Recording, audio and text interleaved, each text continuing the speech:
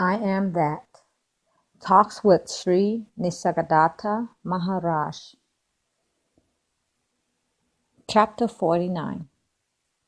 Mind causes insecurity. It is only your mind that makes you insecure and unhappy. Anticipation makes you insecure, and memory makes you unhappy. Stop misusing your mind, and all will be well with you. You need not set it right.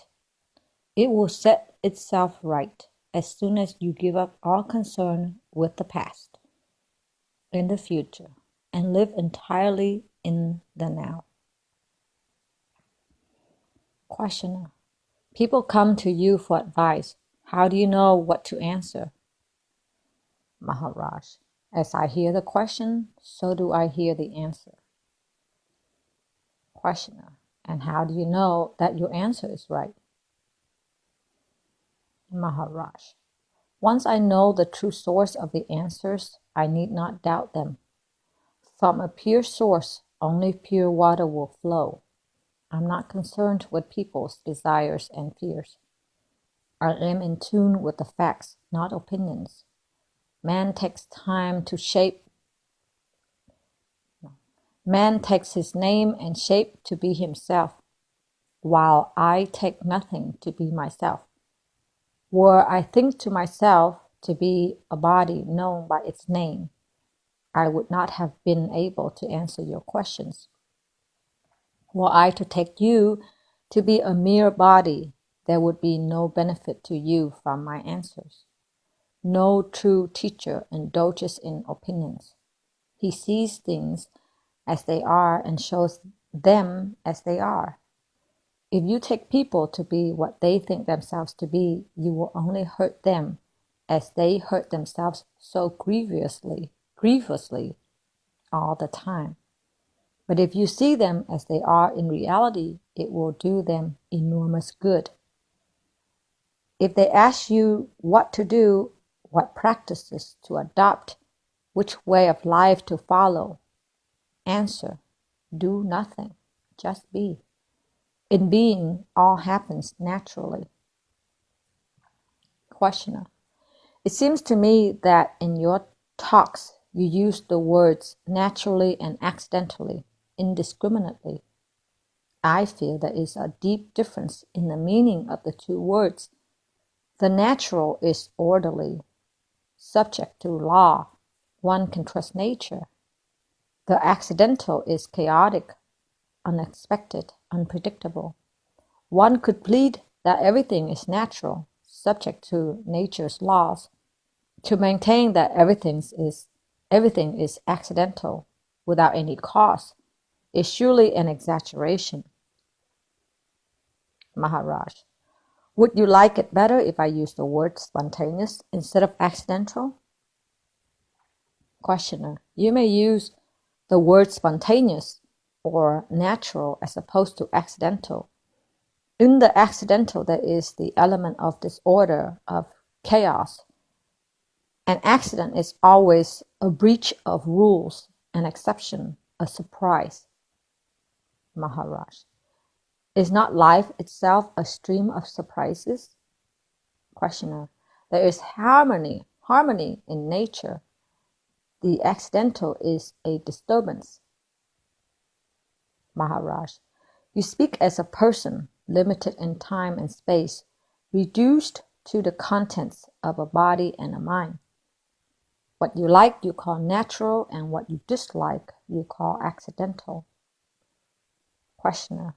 I like the natural, the law-abiding, and the expected, and I fear the law-breaking, the disorderly, the unexpected, the meaningless. The accidental is always monstrous. There may be so-called lucky accidents, but they only prove the rule that in an accident-prone universe, life would be impossible. Maharaj. I feel there is a misunderstanding. By accidental, I mean something to which no known law applies. When I say everything is accidental, uncaused, I only mean that the causes and the laws according to which they operate are beyond our knowing and even imagining.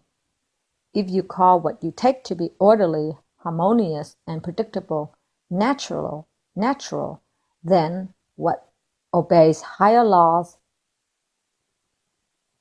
and is moved by higher powers may be called spontaneous. Thus, we shall have two natural orders, the personal and predictable, and the impersonal and superpersonal and unpredictable. Call it lower nature and higher nature and drop the word accidental. As you grow in knowledge and insight, the borderline between lower and higher nature keeps on receding, but the two remain until they are seen as one. For, in fact, everything is most wonderfully inexplicable. Questioner. Science explains a lot. Maharaj. Science deals with names and shapes, quantities and qualities, patterns and laws. It is all right in its own place, but life is to be lived. There is no time for analysis. The response must be spontaneous, hence the importance of the spontaneous, the timeless. It is in the unknown that we live and move. The known is the past. Questioner. I can take my stand on what I feel I am. I am an individual, a person among persons. Some people are integrated and harmonized. Some are not. Some live effortlessly, respond spontaneously to every situation correctly, doing full justice to the need of the moment, while others fumble, err, and generally make a nuisance of themselves. The harmonized people may be called natural, ruled by law, while the disintegrated are chaotic and subject to accidents. Maharaj. The very idea of chaos presupposes the sense of the orderly, the organic, the interrelated. Chaos and cosmos, are they not two aspects of the same state? Questioner. But you seem to say that all is chaos, accidental and unpredictable. Maharaj. Yes, in the sense that not all the laws of being are known and not all events are predictable. The more you are able to understand, the more the universe becomes satisfactory, emotionally and mentally. Reality is good and beautiful. We create the chaos. Questioner. If you mean to say that it is the free will of man that causes accidents, I would agree. But we have not yet discussed free will. Maharaj. Your order is what gives you pleasure. Disorder is what gives you pain. Questioner. You may put it that way, but do not tell me that the two are one. Talk to me in my own language, the language of an individual in search of happiness. I do not want to be misled by non-dualistic talks. Maharaj. What makes you believe that you are a separate individual? Questioner. I behave as an individual. I function on my own. I consider myself primarily and others only in relation to myself. In short, I'm busy with myself. Maharaj. Well, go on being busy with yourself. On what business have you come here? Questioner. On my old business of making myself safe and happy. I confess I have not been too successful. I am neither safe nor happy. Therefore, you find me here. This place is new to me, but my reason for coming here is old. The search for safe happiness, happy safety. So far I have not found it. Can you help me? Maharaj. What was never lost can never be found. Your very search for safety and joy keeps you away from them. Stop searching. Cease losing. The disease is simple, and the remedy equally simple. It is only your mind that makes you insecure and unhappy. Anticipation makes you insecure, and memory makes you unhappy.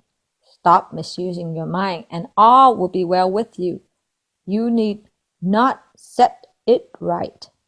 It will set itself right as soon as you give up all concern with the past and the future and live entirely in the now. Questioner. But the now has no dimension.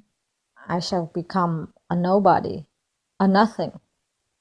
Maharaj. Exactly. As nothing and nobody, you are safe and happy. You can have the experience for the asking. Just try. But let us go back to what is accidental and what is spontaneous or natural. You say nature is orderly while accidents are a sign of chaos. I denied the difference and said that we call an event accidental when its causes are untraceable. There is no place for chaos in nature. Only in the mind of man is there chaos. The mind does not grasp the whole. Its focus is very narrow. It sees fragments only and fails to perceive the picture. It is like a man who hears sounds but does not understand the language. He may accuse the speaker of meaningless jabbering and be altogether wrong. What to one is a chaotic stream of sounds is a beautiful poem to another. King Janaka once dreamt that he was a beggar. On waking up, he asked his guru, Vashishta, am I a king dreaming of being a beggar, or a beggar dreaming of being a king? The guru answered, you are neither, you are both. You are, and yet you are not what you think yourself to be.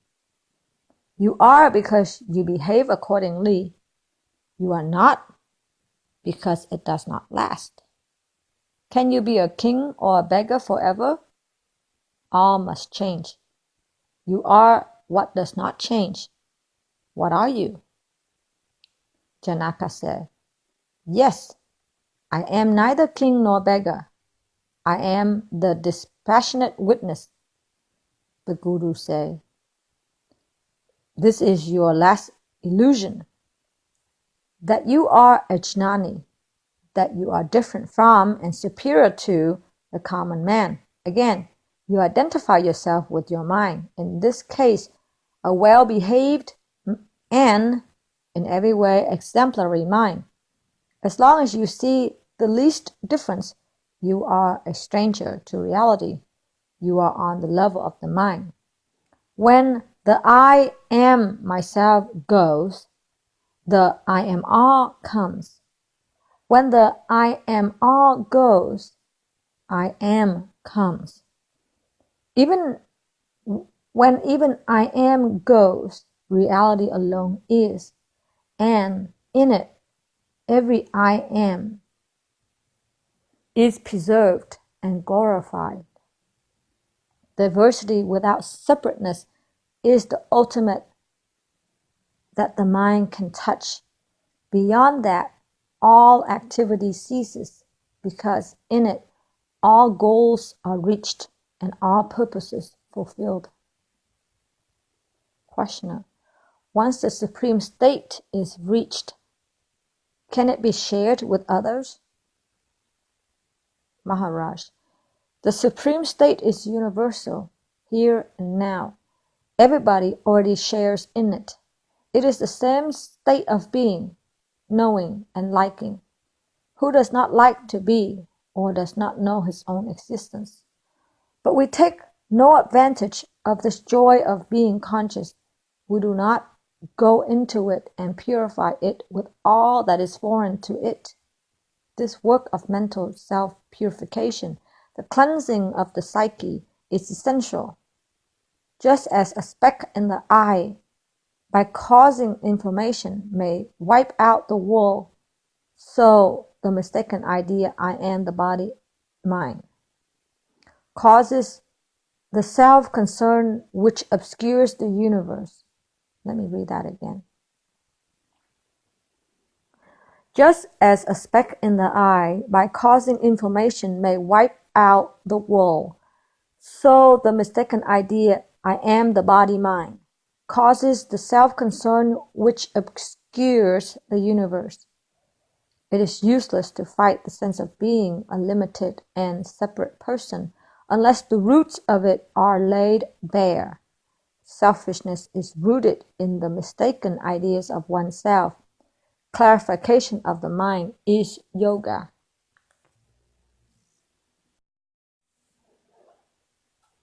I Am That. Talks with Sri Nisargadatta Maharaj. Chapter 50. Self-awareness is the witness. Pure awareness becomes self-awareness. When there is a self, self-awareness is the witness. When there is no self to witness, there is no witnessing either. Questioner.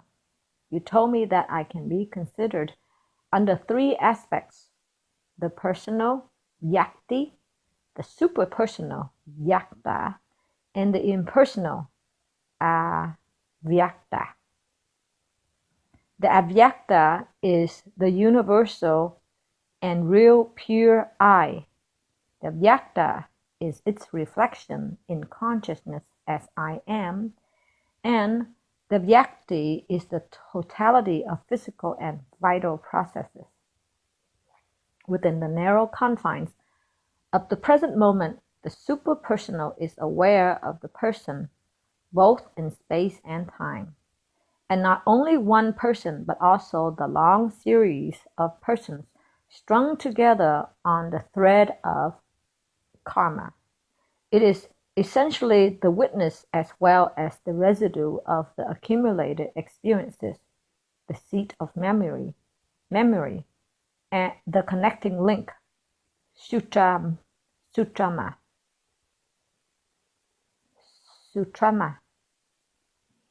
It is man's character which life builds and shapes from birth to birth. The universal is beyond all name and shape, beyond consciousness and character, pure, unself-conscious being. Did I put down your views rightly? Maharaj. On the level of the mind, yes. Beyond the mental level, not a word applies. Questioner. I can understand that the person is a mental construct, a collective noun for a set of memories and habits. Yet he to whom the person happens, the witnessing center, is it mental too? Maharaj. The personal needs a base, a body to identify oneself with, just as a color needs a surface to appear on. The seeing of the color is independent of the color. It is the same whatever the color. One needs an eye to see a color. The colors are many. The eye is single.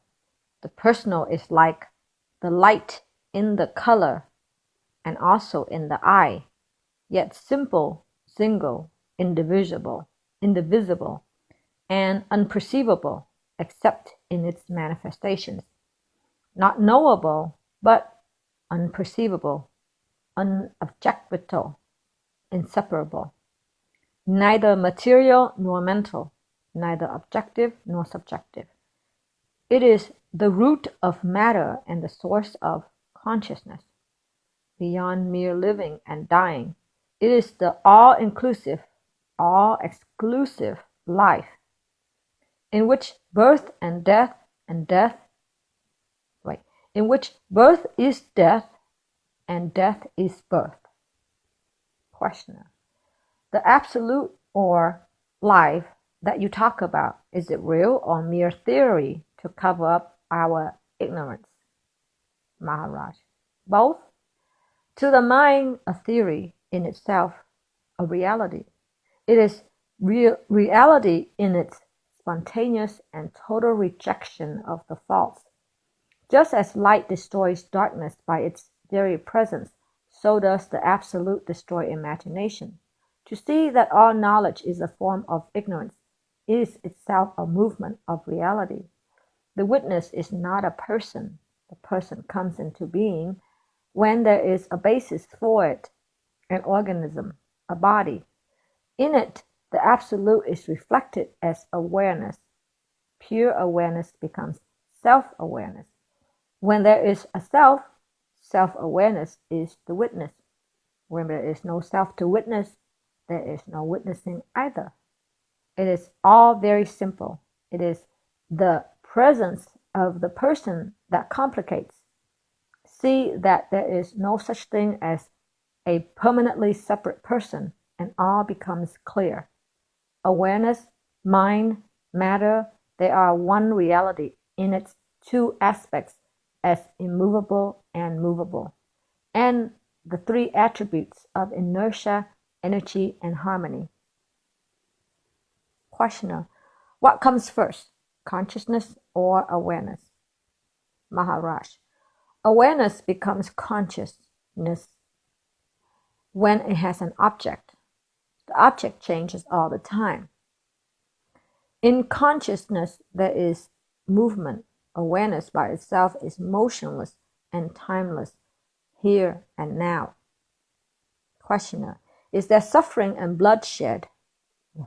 Questioner: there is suffering and bloodshed in East Pakistan, Bangladesh, at the present moment. How do you look at it? How does it appear to you? How do you react to it? Maharaj: in pure consciousness, nothing ever happens. Questioner: please come down from these metaphysical heights. Of what use is it to a suffering man to be told that nobody is aware of his suffering but himself? To relegate everything to illusion is insult added to injury. The Bengali of East Pakistan, Bangladesh, is a fact, and his suffering is a fact. Please do not analyze him out of existence. You are reading newspaper, you hear people talking about it, you cannot plead ignorance. Now, what is your attitude to what is happening?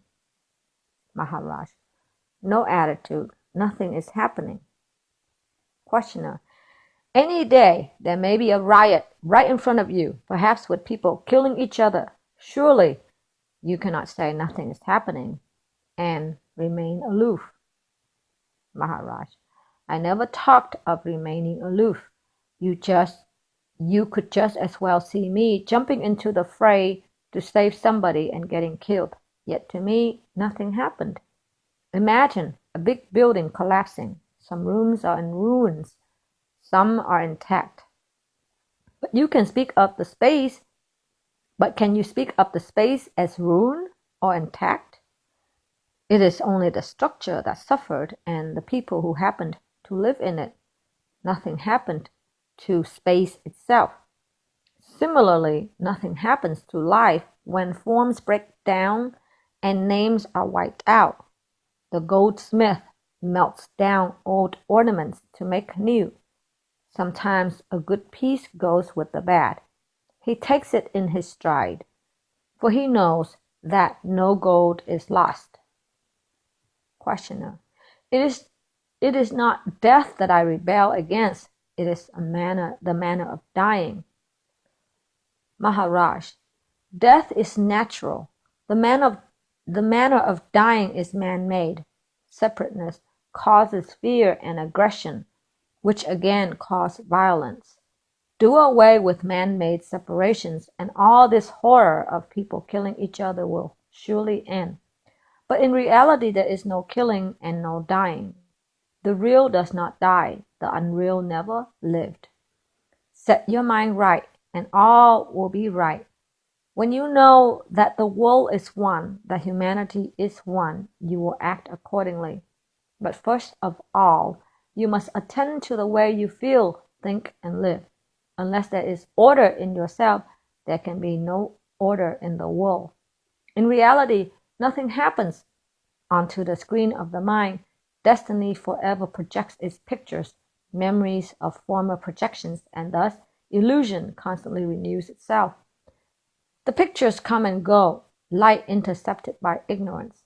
See the light and disregard the picture. The pictures, not the picture. Questioner, what a callous way of looking at things. People are killing and getting killed, and here you talk of pictures. Maharaj, by all means, go and get killed yourself, if that is what you think you should do, or even go and kill if you take it to be your duty, but that is not the way to end the evil. Evil is the stench of a mind that is diseased. Heal your mind, and it will cease to project distorted, ugly pictures. Questioner, what you say I understand, but emotionally I cannot accept it. This merely idealistic view of life repels me deeply. I just cannot think myself to be permanently in a state of dream. Maharaj, how can you be permanently in a state caused by an impermanent body? The misunderstanding is based on your idea that you are the body.